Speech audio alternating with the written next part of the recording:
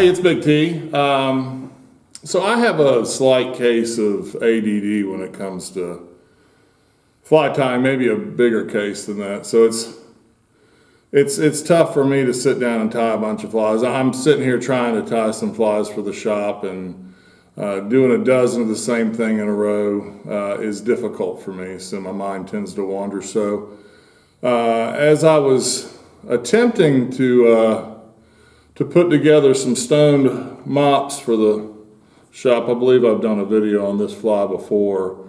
My mind was wandering. I started thinking about combining a Rainbow Warrior and a mop fly, and so the Warrior mop came to mind, and of course I diverted my attention to that. So I figured I'd put a video together and tie this up for you. I hope you enjoy it.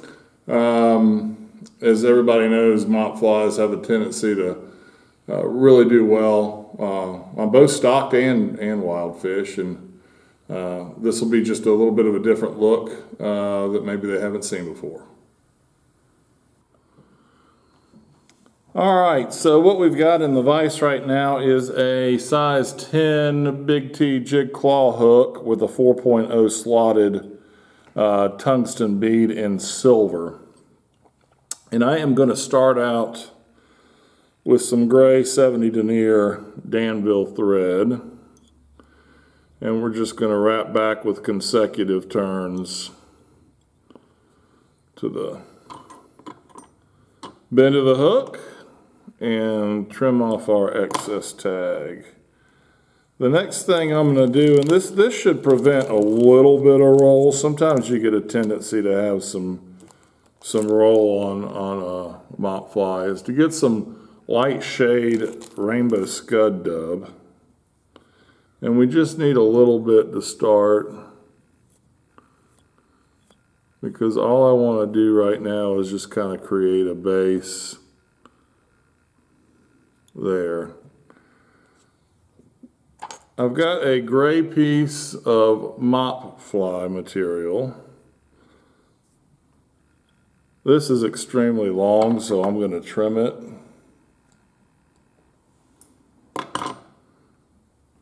I do like some to hang off the back, but there's a limit to that. And I'm going to tie this in with a few wraps there.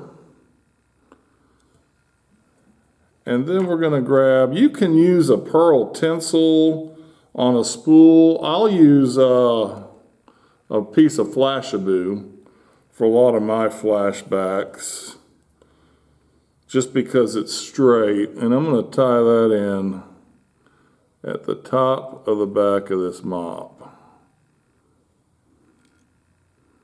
with a couple turns.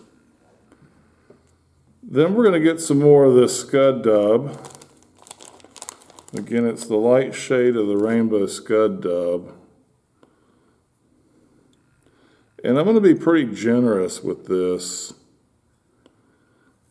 Not too concerned about creating a really tight noodle here either. So I'd like some of that to fluff out.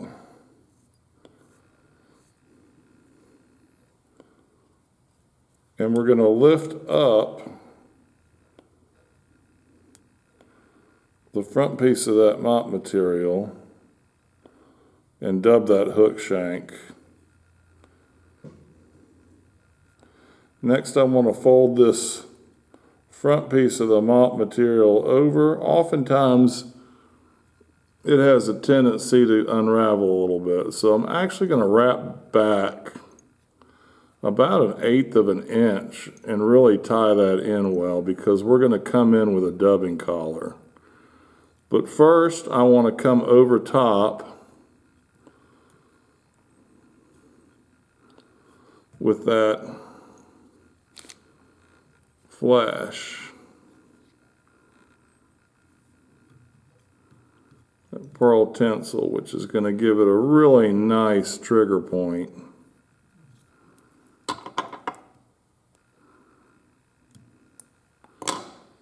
Oftentimes we're trying to imitate wing casings. I think you'll be able to see that.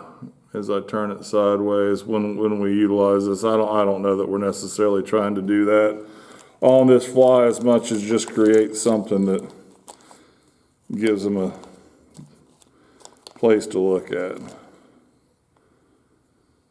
Gives them something to get fired up about. All right, so I'm gonna take some more of this Rainbow Scud dub and I'm do a mini rip stack. And what I mean by that, I'm gonna pull this stuff apart and lay it on top of each other. And I want to have it spread out like this. This is something I've been doing lately a lot to create almost a soft hackled effect on bigger flies. And what I want to do is I'm going to drape this all the way across the fly and then come up with a loose wrap behind that bead first and then tighten down. Once I've done that, I want to take all this and preen it backwards and then really come in with a good thread dam and build that up. And what that'll do is that will make sure all my dubbing is moving in a backward direction. Once I've done that, I'm going to hit it, my thread. My wife always gets on me because I use pronouns all the time and she doesn't know what I'm identifying them with. I'm going to hit the thread, not hit it, with my Zap-A-Gap. We'll do a quick whip finish. And then I'm going to grab my dubbing brush and I'm gonna really comb that out and get underneath a good bit too. Pick out any of the loose pieces. When you rip stack that and put that on, it's all about how long you leave those fibers as far as how long this collar is gonna be. That's pretty generous right there, but it drapes over nicely over top that mop and really gives it a good look. So that is the Warrior Mop. If you guys are interested in tying this, I've got all the materials that you need for it online at BigTFlyFishing.com. Thanks and have a great day.